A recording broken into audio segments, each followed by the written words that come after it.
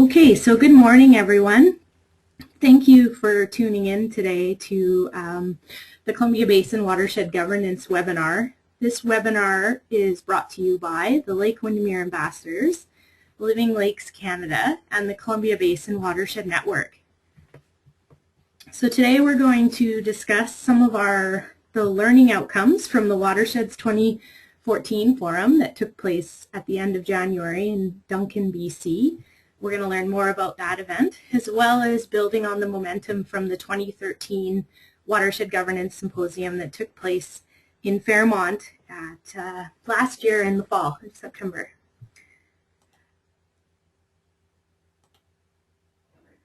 So just as a few thank yous before we get going, the project team would like to thank the Canadian Freshwater Alliance for their support in providing bursaries for many of us to attend the Watersheds Forum, as well as the Polis Water Sustainability Project and their support in putting together this webinar. We'd also like to remind everyone of the support that we received from the 2013 Watershed Governance Symposium, and their specific logos are highlighted below. So a few things before we begin. Thank you in advance for your patience. This is the first webinar we're hosting as a group. Many of us are located in small communities in the Columbia Basin, so our fingers are crossed that we maintain a good connection. If you're removed from the webinar for any reason, please follow the link again and it should plug you back in. I'll be administering the webinar. My name is Katie Burrows with the Columbia Basin Watershed Network. So please send me a private message if you're experiencing any technological issues, and we can get those sorted out. You'll notice that everyone is on a blanket mute, and we've done this to reduce background noise. We have over 50 people registered for this event. So if you have any comments or questions throughout the event, you're welcome to include them in the chat box, which is visible on the right-hand side of your computer. So we will have multiple speakers during this event, and we've decided to host all of the question and discussions at the end. So we should have about an hour of presentation and then 20 to 30 minutes for questions and discussion. So if you want to ask a question, you're welcome to type it in the chat box, or you can also raise your hand, and there's a little hand symbol that should be beside your name, and if you press that button, I'll know that you have a question or a comment, and we can unmute you so that you can come on the line. I also want to bring your attention to some additional documents that we do have available for download, and these are some great background resources and information related to watershed governance that will be referred to throughout the webinar. These are located on the CBWN website, and I will send a link out to those documents after the webinar. As well as, if you're interested in learning more about the Columbia Basin Watershed Governance Symposium that took place in the fall, you can explore the proceedings on the CBWN website. So just to quickly introduce some of the voices you're going to hear on the line today. My name is Katie Burrows, and I'm with the Columbia Basin Watershed Network. We also have Kristen Harma, who's a program coordinator with the Lake Windermere Ambassadors. Natasha Overden with the Polis Water Sustainability Project. She's a research assistant with that program. And we have Heather Leascheid and Ryan Vandermarl with Living Lakes Canada. And another resource person that you might hear on the line will be Oliver Brandis, and he's with the Polis Water Sustainability Project. And yeah, he'll be available during the question period today. So we will have, just so you can familiarize the people with the voices that you're hearing, there will be a picture of the person at the beginning of the next presenter's slides. So some of the objectives for today's webinar, we're going to provide a bit of an overview of the key learning outcomes from the 2014 Watershed Governance Symposium, specifically from the perspective of those in attendance from the Columbia Basin. So we're going to have an introduction to the forum, some of these perspectives, and then Polis is going to provide some conclusion outcomes and next steps from this event. Then Living Lakes Canada is going to provide some of the key outcomes from the 2013 symposium and some updates and where we're at with moving forward with that initiative. So our first speaker today will be Natasha, and so I'm going to give Natasha the presenting controls.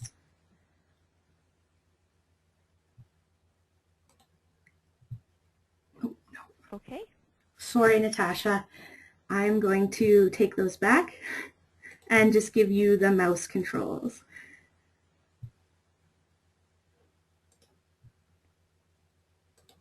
Okay. So thank you so much, Katie. I began with the Polis project here in September, and my main project has been helping to organize the Watersheds Forum and now helping with the follow-up. So I'm also doing my MA at UVic in the Department of Geography. My research is looking at water governance in the Elk River Valley. So I'll have a few minutes to talk here, and I'll just introduce the forum, where it came from, who is involved in its creation. I'll tell you a little bit about the event itself and what the Polis team sees as next steps moving forward. Next slide.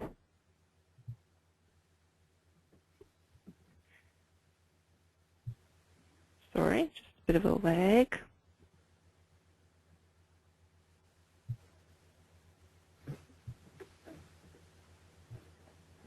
Well, I'll just continue, but the next slide shows how the timing of the forum responds to a number of different identified needs with a focus on the BC context.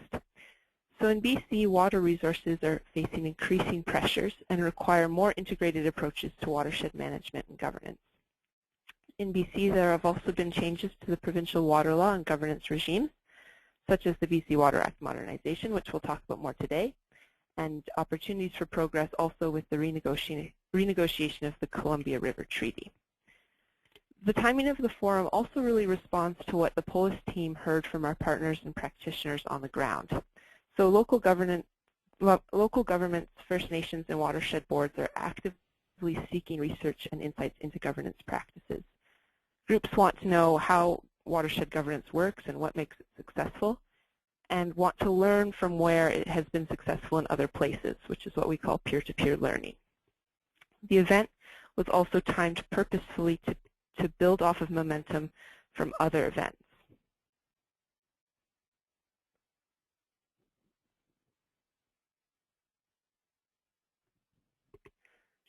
So the Watersheds 2014 event didn't exist in some kind of vacuum, but was supported by years of water governance research that was conducted in institutions across Canada. So particularly important in setting the stage and building up knowledge about water governance was the research led by the University of Waterloo team, the Water Policy and Governance Group, from 2008 to 2012. This was a 4-year program that looked at source water protection and water governance and produced over 10 reports as well as articles and workshops.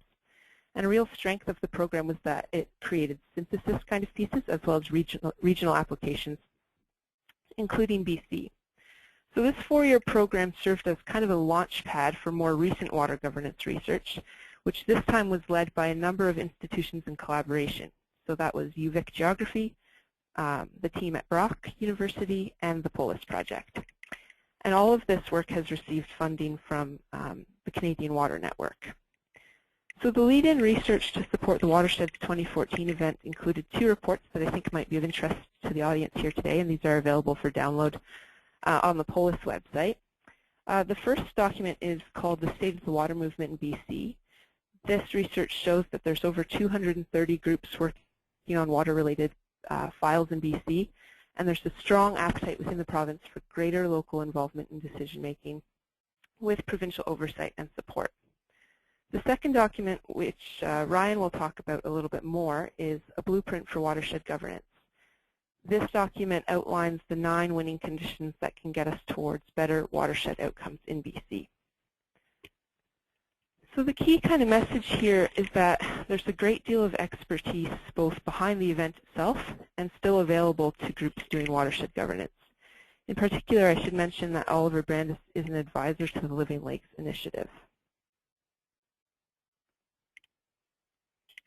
So in addition to all of this research, there was a number of events. I should go back a slide. Sorry. No, back. In particular, the Think Like a Watershed Symposium that happened in September, that really sort of was a prelude to the event in January and really got the discussion going and brought together a number of different important groups and started the conversation for the year. Other events include workshops that took place in the summer and sort of the initial event that started this conversation in January 2012. So all of that brings us to the event itself. You can see from this page the number of different partners and funders that made the event possible. So partner organizations led workshops bringing their experience and insights to the event. This slide gives you an idea of kind of the diversity in age and experience of all of the different participants and attendees. There was also a huge amount of diversity in the types of learning.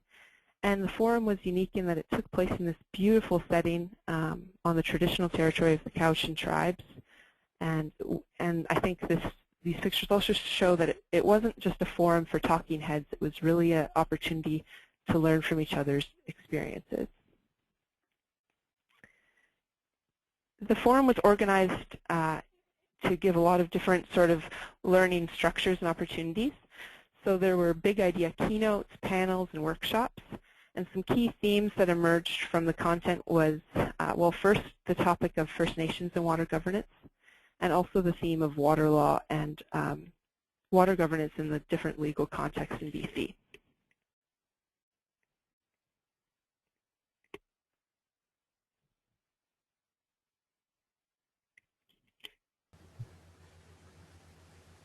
And I'll be talking to you a little bit more later about what Polis has planned next for its watershed governance program. Thank you, Natasha. So it's Katie Burles with the Columbia Basin Watershed Network again. Just to take a step back with the housekeeping items, one thing I forgot to mention was that if everyone could just take a moment to introduce themselves. So in the chat box, if you can go to the right-hand side of your screen, please include your name, organization, and local watershed. This will give us a sense of the geographic extent of our audience and some of the folks that we're chatting to this morning. So sorry for getting to address that earlier, but if everyone could just take a moment to do that now, that would be excellent. So one aspect of the forum I was inspired by was the powerful presentations and storytelling by First Nations. The forum really allowed participants to start to explore how we can move towards a shared vision of leadership in watershed governance. So those who've been following the recent publications by Polis's Water Sustainability Project, some of those that Natasha just mentioned, are aware of their model for watershed entities and some of the winning conditions that represent priorities for action. One of these winning conditions is co-governance with First Nations. This includes some form of formal co-management and shared decision-making between the province and First Nations. Authors of these documents predict that the most effective watershed entities will be those that can develop or already have developed a working relationship with local First Nations in the context of their traditional territories and acknowledgement of Aboriginal right and title. Ensuring First Nations are engaged from the outset and fundamentally part of any such initiative will be critical for long-term success. So meaningful engagement, consultation, accommodation, and communication is necessary. And I think these principles and winning conditions were expressed as priorities for the Columbia Basin Watershed Governance Entity that was discussed during the 2013 Watershed Governance Symposium. And I think Ryan with Living Lakes Canada will talk more to this.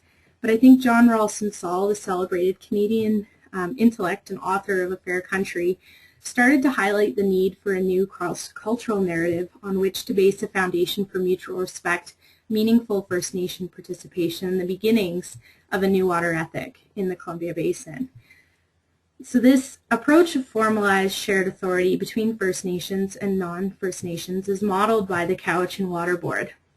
And so in attendance at the forum, I was really excited to start to learn from these folks and hear more about their model and their initiative and some of the things that they've done in moving forward with this.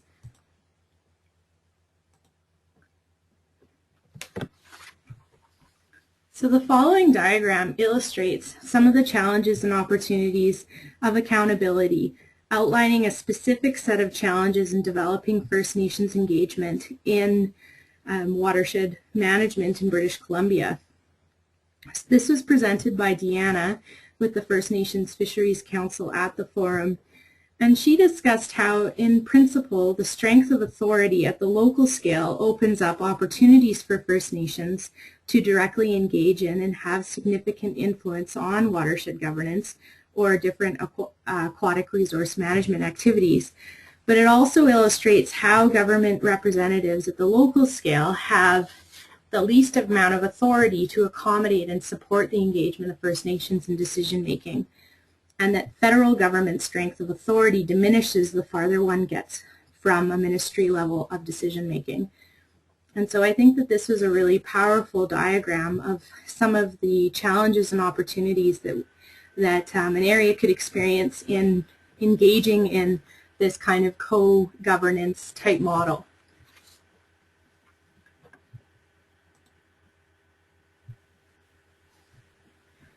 So the forum really allowed participants to explore how we can move beyond the notion of simply including or integrating traditional First Nation knowledge into Western science-based water management to more of a vision of shared leadership in watershed governance. And this was echoed by several First Nations in attendance at the forum, and they really expressed that we should, rather than trying to integrate or include, we should honor and recognize, appreciate, value, listen, understand, and that more time must be spent sharing perspectives and facilitating relationship building. I think that Tessa, the First Nation youth witness to the forum, really said something that was quite profound, and she concluded the event by saying that there was a real shift in dialogue during this conference from a focus on plans and policy to that of responsibility and respect. And I think that that was a real testament to the forum and the way that they had set up the presenters and set up the ability for people to ask questions and participate, that they were really starting to move forward with that honoring and recognizing as opposed to integrating and including.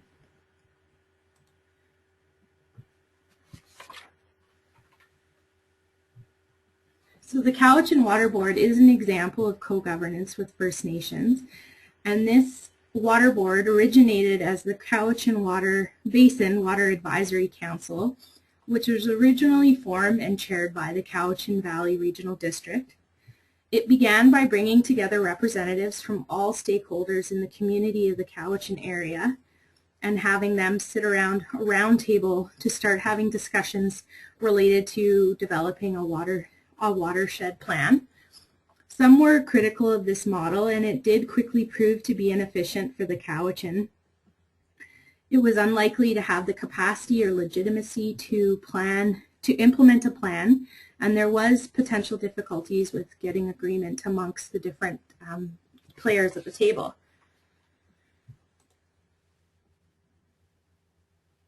The Cowichan Basin Water Advisory Council was then reevaluated. It needed some successful ingredients to gain legitimacy and momentum in the community.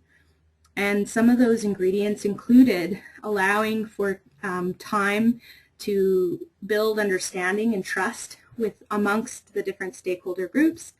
And this allowed to establish strong partnerships between local governments and the Cowichan tribes. And they had to work really hard at achieving those partnerships.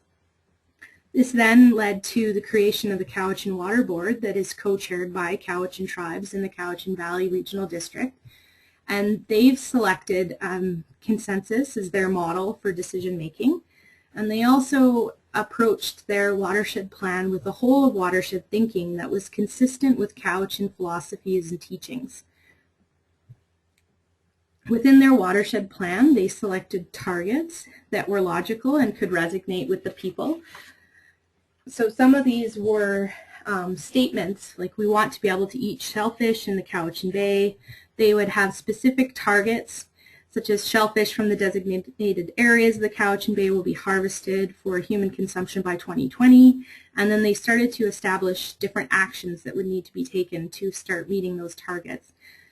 Establishing technical working groups, mobilizing data sets, and starting to establish a plan to meet that target.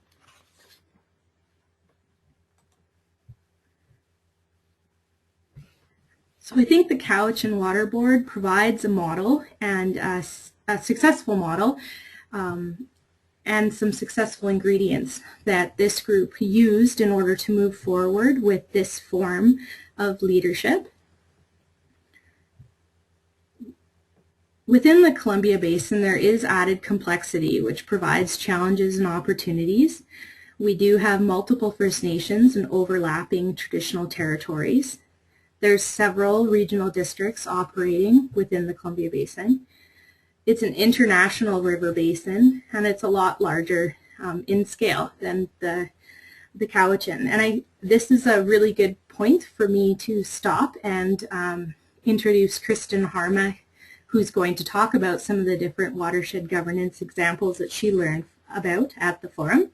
But I just have a question for the audience that they might want to consider and start chatting about in the chat box.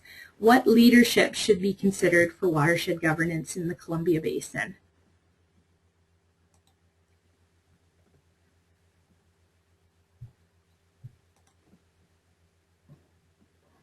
So now I'm just going to pass the presenter over to Kirsten.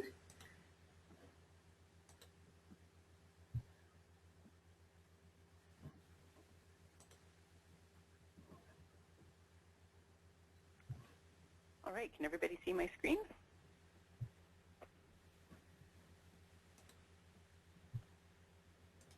Katie's got you working hard on a question, but if everybody's ready, I can start my talk.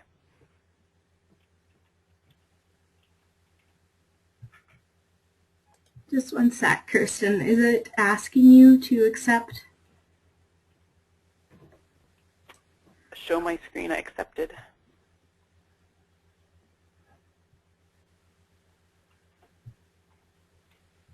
It says on air showing screen. What do you see?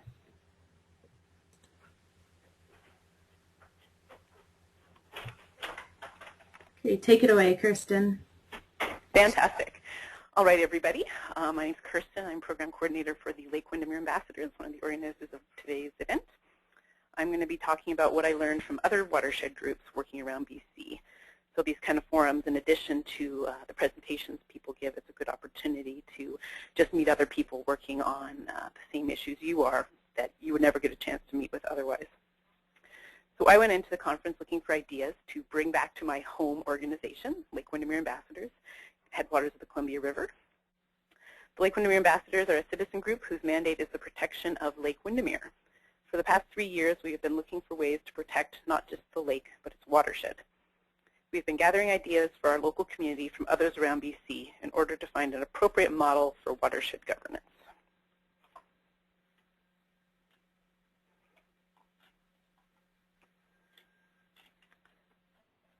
The objective of my chat here today with you is to provide some examples of what other groups in BC are doing. Looking at a sense of scale with a view to what could guide us here in the Columbia Basin. I wanted to bring up this idea of scale because it was a key question I had going into the Watershed Symposium. I was curious what the roles are for watershed governance at different scales, and if it would be possible to have a large watershed governance entity at the Columbia Basin scale, if there would also be a role for smaller groups at the sub-watershed scale. So to tell you what I'm talking about here is the Columbia Basin. So this is our geographic scope of the presentation today. But within that, the Lake Windermere watershed is much smaller, kind of nested within this larger watershed. So an example of small scale, so a model basically for the sort of scale we're looking at in the Lake Windermere area. One of the examples I learned about was Shawnigan Lake. So it's a neighboring lake to the Cowichan. that Katie was just talking about. So what first struck me about this group is how small it is compared to how much it is doing. This is the David and Goliath. This is the small group doing a lot to protect their watershed. Secondly, I liked how they structure their work to the creation of two separate entities. So the first is this Shawnigan Basin Society. It's an NGO. It's responsible for research, monitoring, and stewardship and administration of programs. And they also have the democracy, where the democracy is at. So this is what they call the Shawnigan Watershed Roundtable. So they are, think of that diagram that Katie had of the Cowichan Water Board with the table and all the different interests sitting around. So they have that group that meets regularly to discuss the interests in the watershed and to have as broad as possible community participation. So the purpose of the Watershed Roundtable is to establish a model of participatory governance for the Shawnigan community watershed. And again, we have 8,000 people in this area, and they are convening to talk about what they can do to protect their watershed. So a couple other interesting points about this group that's a learning point for some of us out here in the Columbia Basin. They were able to galvanize community support for their work because of a crisis. So they had a proposed gravel mine at the headwaters of their watershed. So if you're wondering why this tiny little community is putting so much effort into water protection, it's because of that crisis. And also they are successful because of leadership, as mentioned by the executive director. They have also $50,000 a year from their regional district, so they have a steady state of funding, which is a very key factor to success in these endeavors. So an example of medium scale, I'm calling the Cowichan watershed, an example of medium scale, a larger population and area. They also have different but overlapping groups working together for similar purposes. So as Katie mentioned, they started as a round table open to all stakeholders, but then decided to move to a model of governance by elected officials. So they have both regional district and First Nations doing the co-governance. So these guys are convening interests around the watershed and bringing together people for community-wide conversation and decision-making about the lake. In the meantime, they also have the Cowichan Lake and River and Stewardship Society doing the NGO stewardship monitoring education work on the ground. That was also the case in the Shawnigan area. Some other interesting points, the stakeholders got together to create a watershed plan. Participants in that process said it was very important to go through that to define their collective values and vision for their community. And they found that a good way to implement the plan would be to work on targets, as Katie mentioned. They called these simple, achievable things you can put on a t-shirt. So a way to galvanize support around probably a multi-page technical document for their watershed management plan. Another example, what I'm calling medium scale, is the Coquitlam River watershed in the Lower Mainland. This group also had its beginnings with a group of people interested in water stewardship and monitoring and education. Under leadership of the local municipality, they later decided to expand the scope to a round table representing broader community interests. You can see there's a theme happening between all these different groups. They have a core committee consisting of different stakeholders that meet 6 different times a year. I thought it was interesting. What's unique about their model is they have local government, regional, First Nations, federal, so the key players you'd expect. They also have arts and culture and utilities on their committee. So this is what their local community decided was an important interest to represent in their watershed. And they are just getting started. So they're a model for anybody just kind of taking off on a watershed planning effort. They've just started watershed planning in 2012. So they're learning as they go, as many of these groups are. And their goal right now is to get to the point where the Cowichan are at to create that watershed plan. So an example of large scale, this is probably the closest to the Columbia Basin scale. 240,000 square kilometers and a population of 2.9 million, so a lot more people there encompassing the Vancouver area, Lower Mainland, is the Fraser Basin.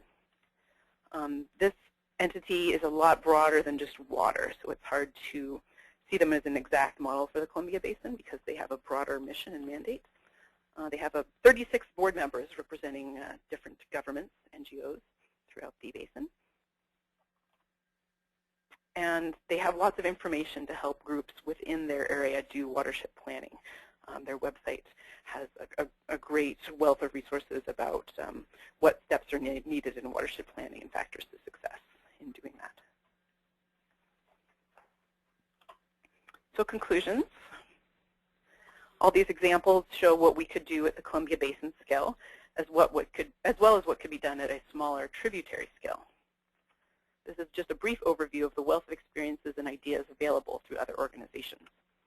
And as was one of the objectives for the conference, we could all benefit from continued peer-to-peer learning. So my question for the audience, Katie has a question she posed people to respond to in the chat box. My question is, do you think watershed governance work in the Columbia Basin should happen at small scale, medium scale, large scale, or all three? All right, now I'll pass it over to Heather.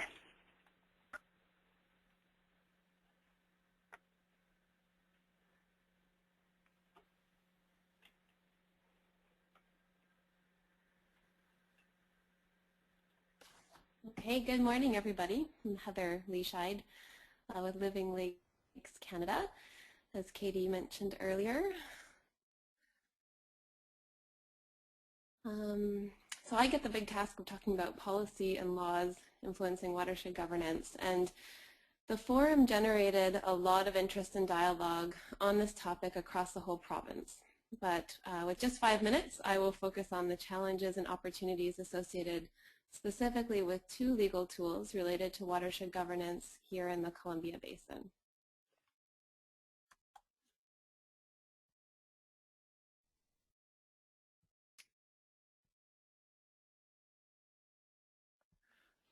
There's a bit of a lag here.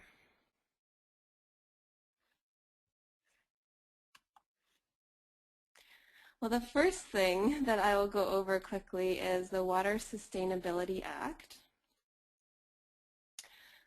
So following public consultation, Bill 18, the Water Sustainability Act, was introduced in March 2014. Generally, the new act is moving in a positive direction. Key objectives within the act that the act intends to achieve have been identified by the province.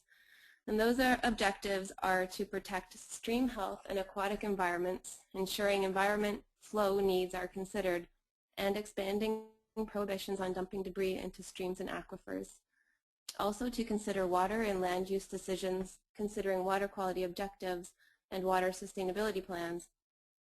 Also to regulate and protect groundwater use, including licensing and improving information on wells and aquifers. To regulate water use during times of scarcity, ensuring adequate water for human needs, and allowing temporary water use restrictions to protect critical environmental flows and fish habitat. Another objective is to improve security, water use efficiency, and conservation, providing regulations that address local issues, allowing agriculture water reserves to be created, and making most water licenses reviewable after 30 years. And another objective is to require large volume water users to report water use.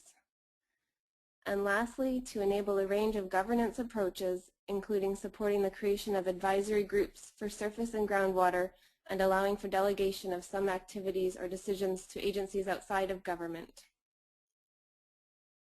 BC's current water governance system centralizes most authority in the provincial government with limited ability to delegate authority, even as citizens across the province have been forming groups to plan for, protect, and restore local watersheds.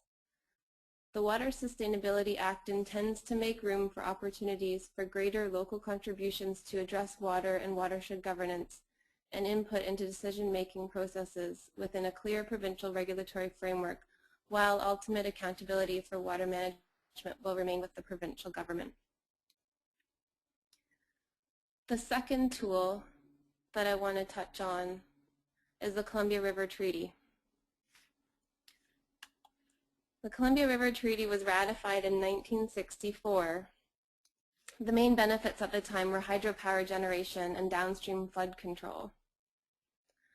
While the treaty has no end date, either Canada or the US can unilaterally terminate the treaty beginning September 2024, provided that 10 years notice be given.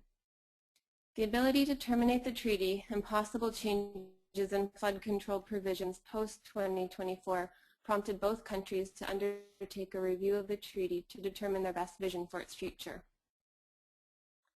Following consultation, key issues were summarized by the BC government on behalf of Canada. Columbia Basin residents want to see priorities focused on the following key issues. The first being ecosystem health, including ecological flows and salmon restoration. The second is flood control and the coordination of the Libby Dam on the US side and Koocanusa Reservoir. Also power generation and the Canadian entitlement or payment which is received from the US. Socioeconomic issues were highlighted such as community health, recreation, economic development, agriculture, transportation, distribution of benefits, and climate change adaptation. And lastly, governance. Many basin residents, again, are interested in public engagement and collaboration in water management as a whole, and in the treaty review process as well. They feel that the treaty review has presented an opportunity to examine how to do things differently, including having more inclusive and ongoing discussions on how dams and reservoirs are operated.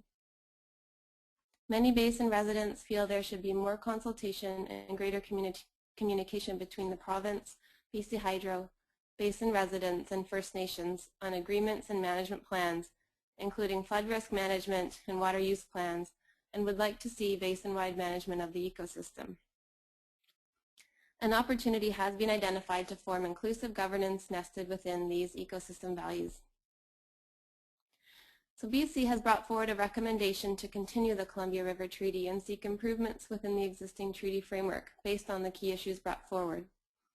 And from the US side, they're looking to develop a modernized treaty framework that reflects the actual value of coordinated power operations with Canada, maintains an acceptable level of flood risk, and supports resilient and healthy ecosystem function throughout the Columbia River Basin. Each decision and recommendation comes with a series of principles that will help guide future discussions.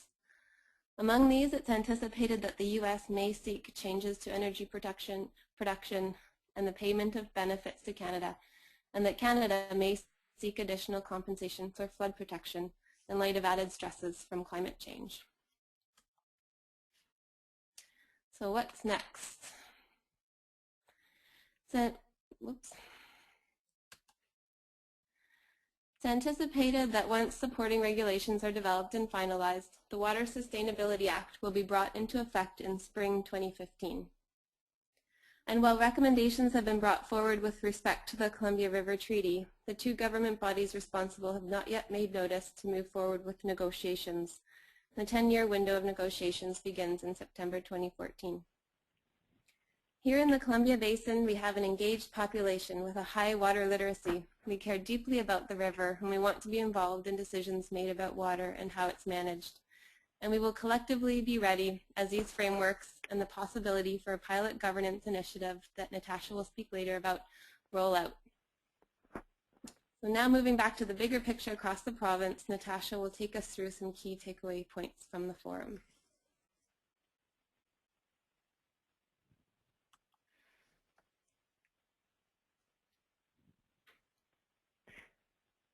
Thanks, Heather. So I want to emphasize again that some of the forum takeaway points, which is really echoing what you've heard now from Heather and Kirsten and Katie. The consensus out of the forum was that water is critical to community and economic prosperity. Water is a public trust and a collective responsibility. So priority actions moving forward are to take opportunities that arise from changes in the new Water Sustainability Act, to integrate resilience thinking into planning and governance for water, and to find viable models for sustainable funding of watershed governance entities. Also, I thought very interesting, and I wanted to mention, is that there's a real appetite and opportunity to have these watersheds forums as an ongoing endeavor, so maybe another similar event in a couple of years. Next slide, please.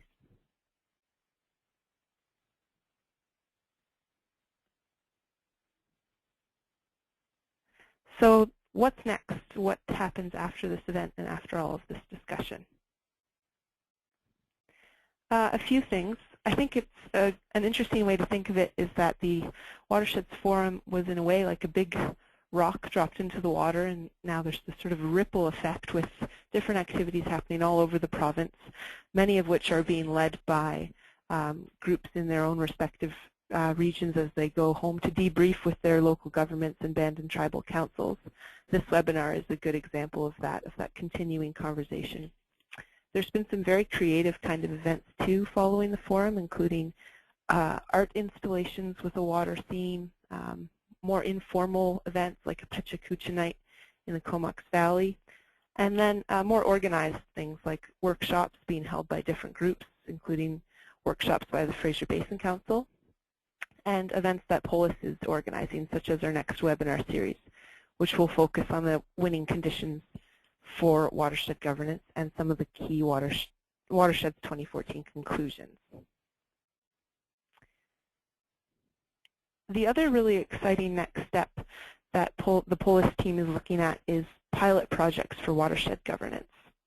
So as Heather discussed, the new Water Act provides some opportunities for new governance arrangements, but it's not totally clear in the legislation what this looks like and how it will work in different places. So pilot projects are needed to explore how watershed governance can be applied. Polis and its partners intend to support and assist with about 5 major pilot projects in regions that are looking to undertake new governance practices and processes. So there are a number of possible partners and locations in BC, as well as in other areas, including Ontario and New Brunswick. And in BC, the Columbia Basin is a clear fit since Polis has strong relationships with a number of partners in the basin.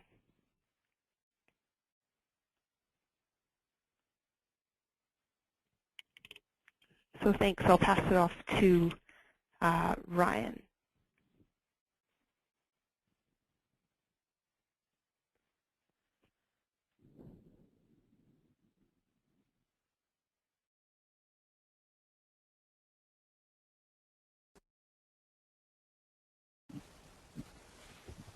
Okay, good morning, everyone. So I almost forgot to put my mug on this first slide, but there I am. I'm going to talk about Living Lakes Canada and the Columbia Basin. For those that aren't familiar, as one of a couple of organizations operating nationwide in Canada, Living Lakes Canada has its roots in the Columbia Basin. One of the founding organizations, WildSight, is based in the Columbia Basin. And over the years of successes in water stewardship and innovative approaches to management is now looking at the big picture in the basin. And we're asking ourselves and to others, what more can we do here? So this is the 4th largest watershed by volume in North America. And to be sure, there are many unaddressed and very complex issues. This is a map of CBT's operating area. But we know the basin also includes part of the Okanagan and boundary regions. So looking at kind of a scan of issues, we had the last couple of years catastrophic flooding and hydrogeographic disaster events, which highlight the need for better and updated floodplain mapping.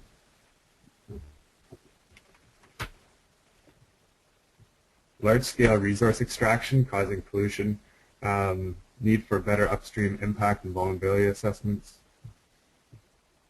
The Columbia River Treaty, huge amounts of wealth to the province and flood mitigation that Heather talked about. And a series of non-treaty dams that contribute to carbon neutrality but also impede salmon passage. We're looking at increasing development pressures with corresponding impacts to fish and habitat and changing nutrient flows, while simultaneously there's been a decrease in protective legislation. Threats to wildlife connectivity and ecosystems in the last remaining intact wilderness areas in southeastern BC. Just pointing to the Flathead and to the south. Increasing threats of aquatic invasive species with implications to infrastructure costs and ecosystem health. And on top of it all, climate change predictions, which point to decreasing winter snowpack and decreasing glaciation, requiring community adaptation and resilience strategies. So as I mentioned, indeed, it is a very complex system. There are also many other players, notably the 3 First Nations groups in the Columbia Basin areas, and Columbia Basin Trust, Fortis, and BC Hydro.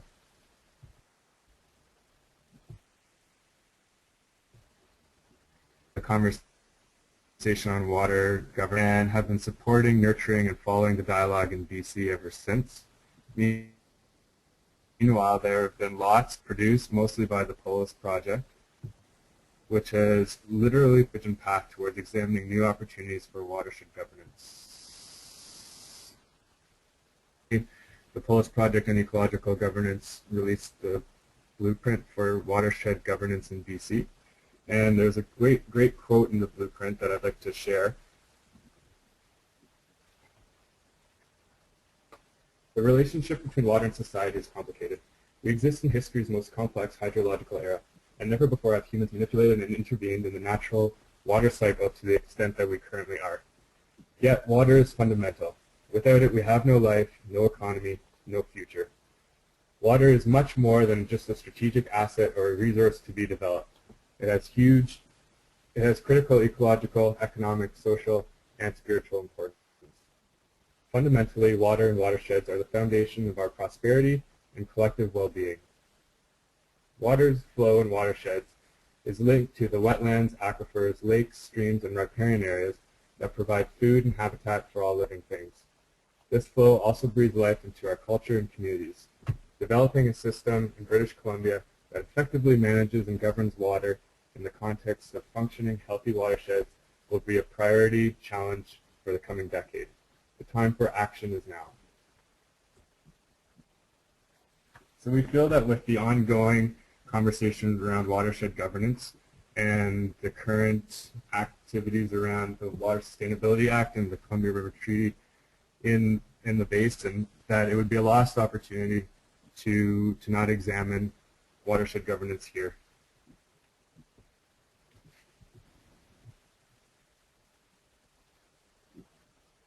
So as Natasha was talking about, the blueprint also outlines 9 winning conditions for watershed governance, which has formed the basis for our next steps.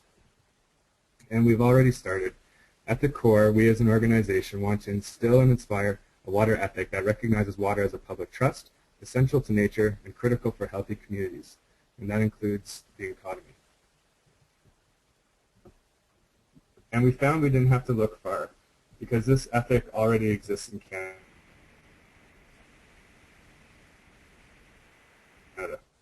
Language and culture. We invited one of Canada's leading intellectual thinkers, John Ralston Saul, who had already written a book about it, and invited him to speak in the Columbia Basin last September. John Ralston Saul challenged the audience to abandon no longer relevant 19th century European economic models that demanded either or choices related to water management. He presented an idea of a new ethic which no longer sees humans as masters of nature, but is holistic and considers multiple ways of knowing. Fundamentally, watershed governance isn't necessarily rocket science. We already govern water in a certain way, and I bet you could devise a dozen different diagrams on how these power-based institutions currently make decisions around water in the Columbia Basin. I've included some of the key big industry players here as well. And you could also look at the list of issues and get caught up in the overlapping jurisdictions and potential gaps, and consider the increasing complexity of these issues under climate change scenarios. And then you could look at all the influence-based organizations that have usually coalesced around an issue they feel hasn't been well addressed, and see that it makes perfect sense for us to question whether we can do better and what are the opportunities. So I have a short story that relates to this. There is a reservoir in the basin that gets managed in a way that there are huge drawdowns every year, and then the water comes up again. You can imagine the locals who are frustrated because they can't access the lake with their boats, and they can't have a dock when the water level goes up and down. Ecologically, aquatic vegetation on which fish depend gets established and then gets left high and dry where the fish can't access. This has impacts to fish stocks and other wildlife. Through the Columbia River Treaty process, a group of experts met with BC Hydro to look at potential scenarios and did some modeling. They found that by holding the reservoir steady, they could actually increase power generation, and guess what? It resolved the boat and fish issue. Without asking the right questions, BC Hydro would never have arrived at this outcome, and it turns out that it's a win-win-win situation. So that's just one reservoir. But what about across the entire basin? What other win opportunities might exist, and what are we doing to get there?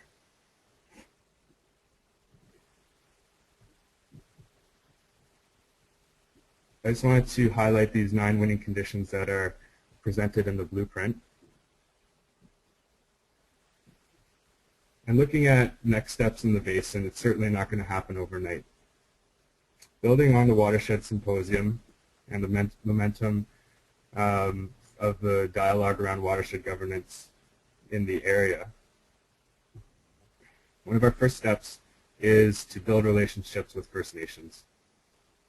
This includes cross-cultural outreach programs, including the roadshow that will be happening in the Lower Kootenay Basin, communications training, meeting with First Nations leaders to hear what relationship building means to them, attending events such as open houses,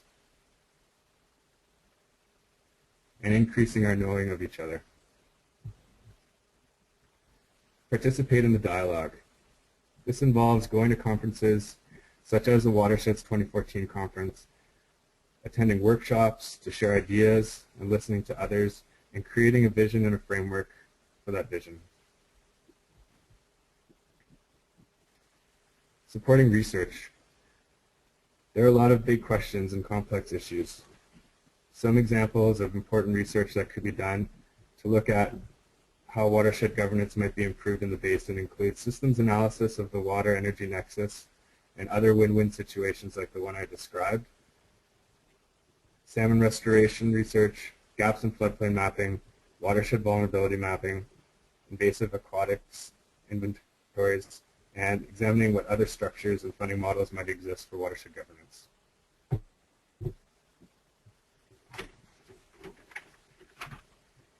Engaging local government representatives, talking to local government and finding issues that relate to their constituents. Working with industry leaders. WildSafe, for example, has already been working with Teck and Canfor in the East Kootenay to arrive at solutions that meet economic needs and conservation targets. Living Lakes Canada will continue this dialogue as it relates to water.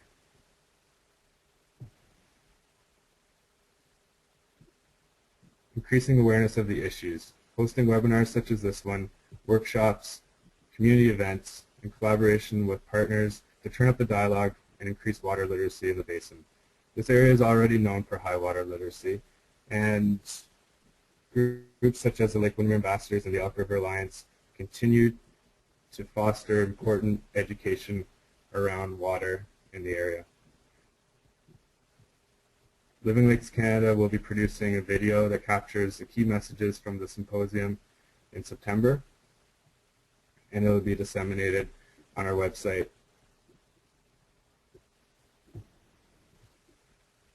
Foster a sense of place and identity. Living Lakes feels that in many places water is tied to a sense of identity, and people live there to swim, fish, and recreate, or even operate a business. People need to relate to the place that they live and then care for it. Campaigns such as the I Love My Lake campaign connect individuals to the water bodies they love, whether it's a lake, river, or a wetland. And finally, share the experience. Living Lakes Canada is a network both regionally, nationally, and connected internationally to Living Lakes International. Last year, we had Lake Winnipeg nominated for Threatened Lake of the Year by the Global Nature Fund. This brought a lot of attention to Canada and to some of the water issues that we were facing, even though we're one of the most freshwater-rich countries in the world. This work is important, so it needs to be talked about. We have a communication strategy around watershed governance in the basin, and we're supporting other groups to continue the conversation and dialogue around it. finally, I want to leave the participants with this slide. We had an inspiring show of First Nations participation at the symposium in September, including presentations by Catherine Chenise of the Tanaka and Wayne Christian of the Secwepemc. This quote, I feel, is a great articulation of water as a common unifier across humans in connecting us to nature. It is important that we continue the conversation. Thank you.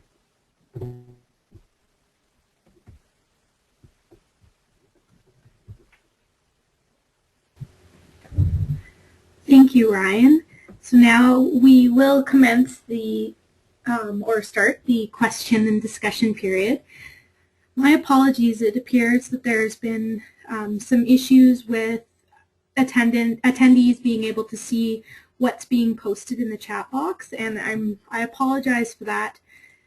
So if you have a question, you can either in the chat box send it to all staff and we'll read out your question and have someone respond to it, or you can ask it in the question section and I will read it out to the group. Or you can raise your hand and we will unmute you so you can provide your thoughts and reflections.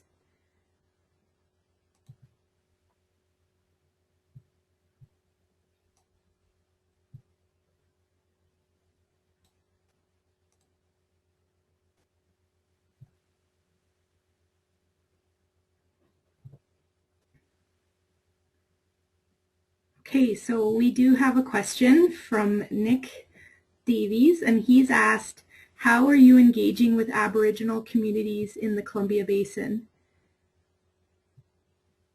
Ryan, do you want to respond to that question?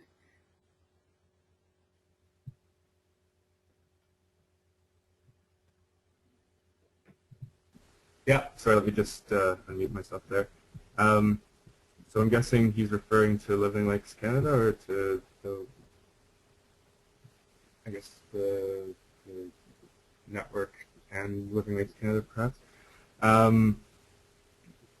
So engaging with First Nations,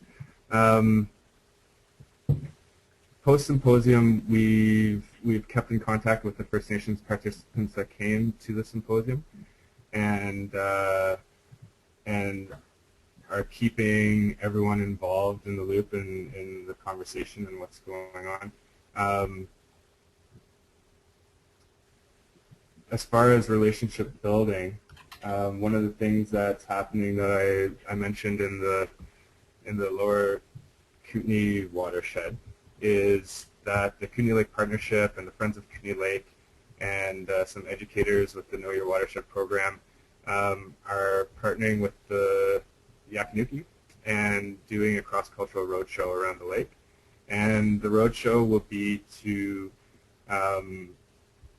talk about the First Nations history in the area, talk about the cultural importance of some of the sites around the lake, and essentially just foster an information sharing between the Aboriginal community and the non-Aboriginal communities around the lake. And so that's an example of one thing that we're doing that hopefully will be replicated in other parts of the basin. Certainly at a more strategic level, First Nations are involved in the conversation around where watershed governance could be going in the basin, and especially looking at these co-governance models that have been mentioned.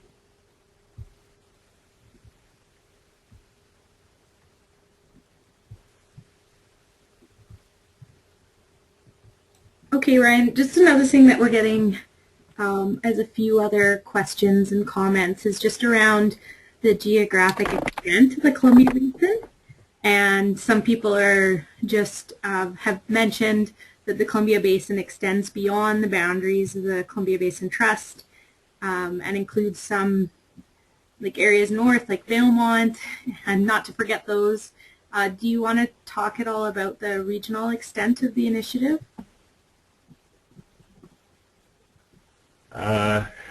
Not really.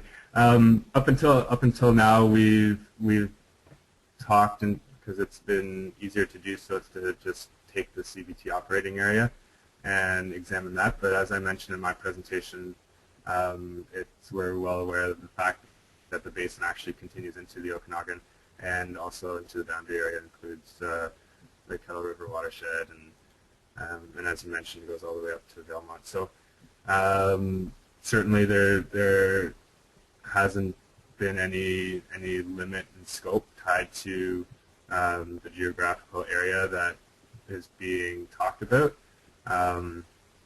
Where we are conscious of is overlapping mandates, for instance, with the Okanagan Basin Water Board. It doesn't make sense to look at an area that's already under their purview. So as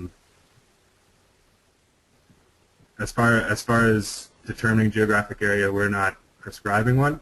We're hoping that will come also at a higher strategic level once maybe there's a task force or committee organized to look at that.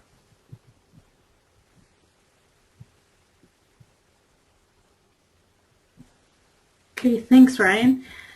Ali with the Elk River Alliance has just put up a comment, and she said, I think that due to the complexity of the issues, as Ryan showed throughout the Columbia River Basin, it may be more effective to do most of the governance work on a medium or small scale. Maybe the role of the Columbia River watershed scale could be more overarching goals or principles. So, and what are others' thoughts on this? Does any of the staff members want to comment to that response? It's Oliver here. I just want to make one small comment, and that is to think not only in geographic terms, but also an important criteria is population. So I understand geographically the comparison to the Fraser Basin Council made a lot of sense, but population-wise, it's a very different kettle of fish. I'm not suggesting that one or the other needs to be the only one. I think the ecological boundary component and thinking about nested scales is an important approach, but also population, because that speaks to capacity and the complexity usually of what kind of government system you might need. So in a highly populated basin, like the Fraser Basin Council, you might wish to have this sort of umbrella organization that actually has very little formal authority, but acts as a convener, an enabler, and a knowledge repository, versus something like the Cowichan or some of the other examples, which, although much smaller geographically, are probably more comparable by population, and their intention is actually to become much more of a formalized decision-making body. I hope that's clear. It's certainly an important conversation, and I think something that will take some time, as finding the exact scale and scope will be a challenge, but that's something that you want to endeavor to get on before crises emerge, and more in a positive, proactive way.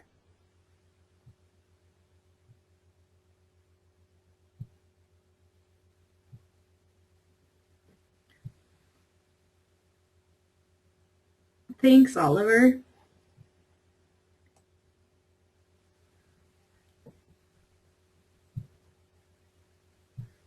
So we haven't had any other questions or comments or folks raising their hands. Perhaps we'll just we'll give it a couple more minutes, seeing as we have till the half hour for the webinar.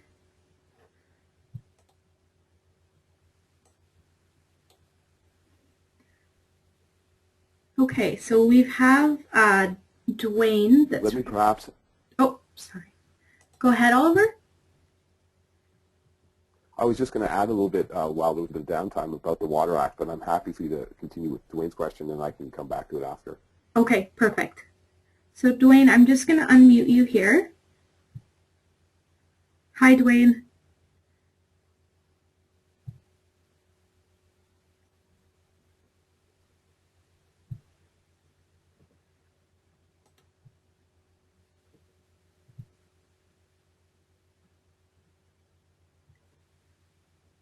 Dwayne, you should be unmuted as long as you have your phone or computer unmuted on your end.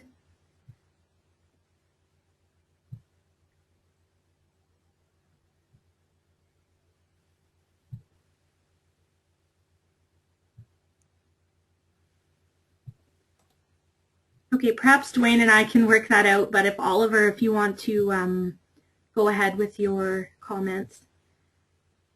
So I think one important thing to be aware of for everybody, and I don't know to what extent folks have reviewed in detail the Water Act, I'm sure not many, as it's a big document, but a couple of things that are definitely worth noting. One is what's proposed, and it hasn't passed yet, but it's in the committee stage and likely to achieve third reading shortly and then passed in May, is it certainly sets out a very nice groundwork, an enabling framework to allow a lot of the ecological considerations, things like flow, and a little bit more sophisticated approach to licensing, for example, groundwater, to be established, which is in essence what we would consider in some of our governance review work to be absolutely critical. You need a functioning legislative framework to have good watershed governance to operate, and certainly internationally that bears out. But the other thing that it does, which is very nice, in section, I think it's 126, it lays out that there are a number, basically the full suite of formal decision-making powers that can ultimately be passed on or passed out through the Water Act. So all the various established statutory decision makers, things like the Comptroller of Water, water managers, etc., who administer aspects and elements of the Act that deal primarily with allocations, but there's a few other elements such as relating to water objectives and flows and groundwater licensing, as I mentioned. That can be passed on in essence to an entity, and that's obviously something that's going to be developed through the regulations. But what it does is it gives us the suggestion that there's an opening, that if bodies that create the right environment to make or take on some of the formal decision making, they will have an opportunity to actually do that, which never existed before. There's of course also formal planning provisions in the Act itself, and that will be a critical criteria, in my opinion, to demonstrate an entity or a body's ability to take on some of the more formal decision making. So it'll be both sort of a readiness phase of engaging the right partners, and I think what's been laid out here certainly shows that this group of trying to catalyze something is on the right track, but also that there really is, in a sense, an end goal. There's an opportunity that will present itself in the coming 2 to 3 years, I think, by the time all the regulations get done, that will allow some group or nested group of entities in the Columbia to have a much more active role. But it really requires that engagement, and we have a sense of the various players and that sort of leadership to say, yes, we want to do this, and importantly, we want to make sure that we put the appropriate decision-making and accountability elements in place so that we can do this very successfully. And just to really make it very clear, we have to manage expectations in the sense that this is not going to be a 1 or 2 year kind of endeavor. This is going to be a multi-year. For example, I was part of the very first efforts in the Cowichan Watershed Board, which were in 2003. It wasn't really till 2008, 2009 that they really found their feet and then were able to develop some of the more sophisticated programs. And only now, 2014, are they looking at taking on some formal decision-making powers. And there was a whole series of quite significant crises that led up to that. So you're looking in that case at a 10-year kind of process. Now, I'm hoping that by connecting with the right different groups and the right networks, that can be accelerated, but we're still looking at a sort of 5-year endeavor. So this is much more a marathon than it is a sprint. I'll leave my comments at that. Okay, thanks, Oliver. One other question that came related to the Water Sustainability Act was from Laura Duncan, and she's asked, will the Water Sustainability Act have an impact on the BC government's position during the Columbia River Treaty negotiations? Oliver, would you be able to? That question is due. Pardon me? I mean, I can speculate only to say that I think of course it will, because anytime you implement or pass a law, it is house certain principles and certain approaches. And so one would assume that those principles and approaches would be also then equally so embedded in any sort of negotiation going forward in the Columbia Treaty. But I don't think formally there will be a connection. I just think informally it will inform the various priorities one would expect to see on the negotiating table in the direction, and I'd say there's at least three that seem to matter. One would be a recognition that environmental flows are very critical, so the ecosystem health and function component, which the current treaty is perhaps not doing as successfully as we would believe or as we would hope. An important component around governance, meaning some element of delegated or shared governance, again, I think is critical. I think the big sort of elephant in the room on both files, both the Water Act and the Columbia River Treaty renegotiation, relates to the role of First Nations rights and title. And I think both of those remain unresolved at this moment. I understand through some contacts that there will be much more of an active engagement around the regulation development phase in the Water Act. I would assume, therefore, that in the Columbia River Treaty renegotiation or negotiation, there'll be a very active role for First Nations to engage in that context as well. But that's just speculation on my part.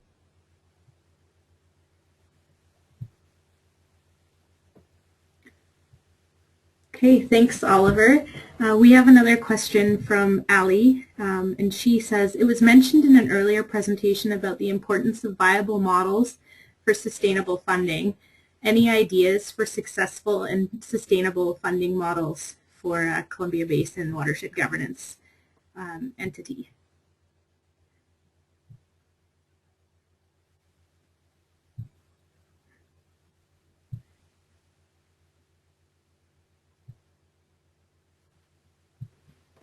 Just wondering who that question is to. Ali hasn't indicated a specific person, so I think if anyone on the staff would like to speak to that, they're welcome to unmute themselves and participate. I could try to speak to that, Katie. It's Heather Leascheid here. Okay. Living in Canada. I think it's an excellent question, Ali, and I think one that we would all love an answer to, but unfortunately there's no sort of one-size-fits-all. We have been looking at different ideas for the basin. Certainly we look to the East Kootenay, specifically around the Local Conservation Fund, which is a tax-based fund managed through the regional district, but that is only for the upper Columbia portion of the river. Other watershed governance models in the province do have tax-based funding support, as Kirsten mentioned, but there's no sort of clear answer here for the Columbia. So we are continuing to investigate opportunities and certainly appreciate support from the funding sources that we do have to start and maintain the dialogue in the basin around watershed governance.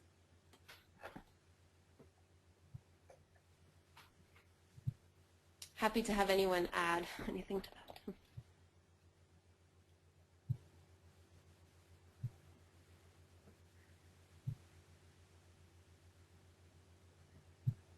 I'll just add there was a presentation on, I think they called it social financing, like using more corporate funds in environmental and social initiatives. So that's something that's being explored. And that presentation should be available from the proceedings of the conference. Just let me add as well that the notion of social finance is broader than just private funds, but it's very clearly identified as a priority area for further research. In fact, in the Watersheds Forum Declaration, that is actually acknowledged, and certainly in my research, I would say that that's one of the weakest areas where we have the least understanding, partially because, I mean, let's be honest, Canada is in a transition where government is no longer playing the role it has historically, so we have to become a lot more creative in finding possible funding sources. In the blueprint, so shameless plug now, we have a section that specifically explores, at least initially, the range of models that are possible but we're working with a task force or a little group to try and flesh out that understanding and hopefully pilot some of it. I mean, that's the big challenge, is not just sort of acknowledging that there's other models in other places, but how would they actually apply and be used here in British Columbia.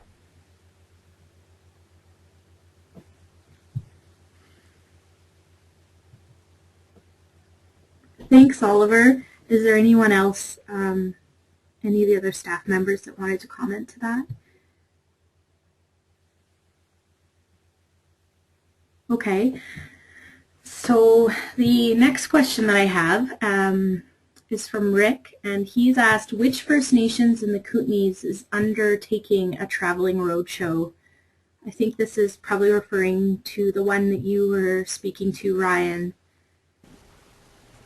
Yeah, it's the Ktunaxa, but specifically the Lower Kootenay Band.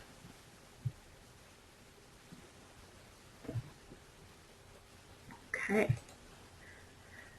So there's another question from Laura.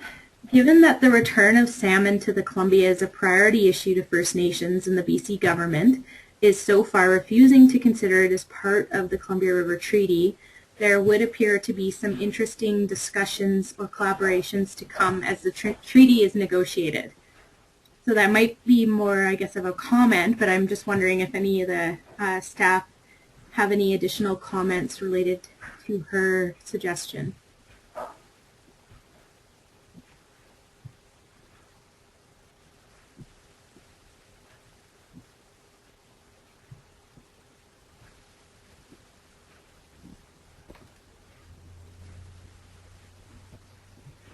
I could just maybe add, it's Heather Leascheid here, that yes, we certainly recognize what Laura has outlined and enjoy a continued dialogue with the Ktunaxa Nation and the Canadian Columbia River Intertribal Fisheries Commission around what salmon restoration might mean for the basin and support that vision for the basin. I think it's an important piece of the history of the area and something that as residents of the basin we have a responsibility to understand and celebrate. And that certainly will be a challenge going forward.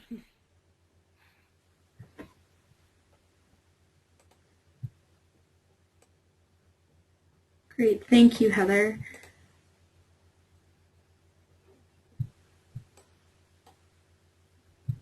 So I'm not seeing any other questions that are coming through on the question box, and no attendees currently have their hands raised. So I'm just wondering if there's anyone in the staff that would like to provide any concluding remarks or have anything else they would like to comment on.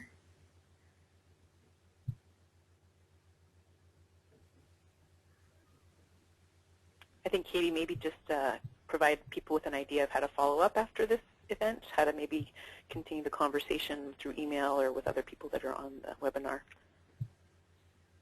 Well, and before that, Katie, if I could just quickly follow up on the funding piece of things, I wanted to just acknowledge what Oliver discussed around multi-year programming and the length of time that we're looking at for this dialogue in the basin, and that we recognize in order to be successful, we do need to have it be supported in the long term, and that does mean being innovative and looking at new ways to support the work beyond just a year-to-year basis. So I want to recognize that.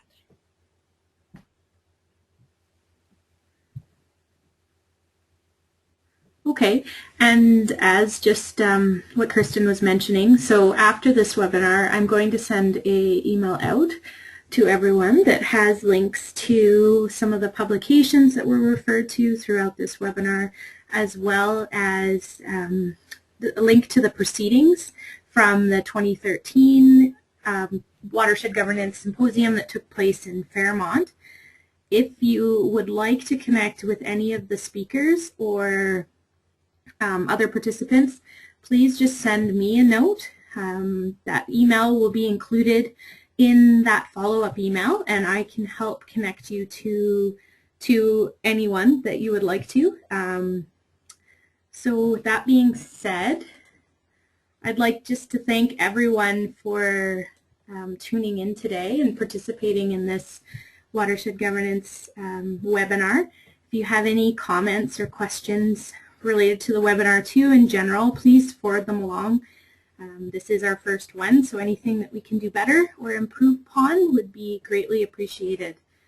So thanks everyone, and I hope you have a great rest of the week.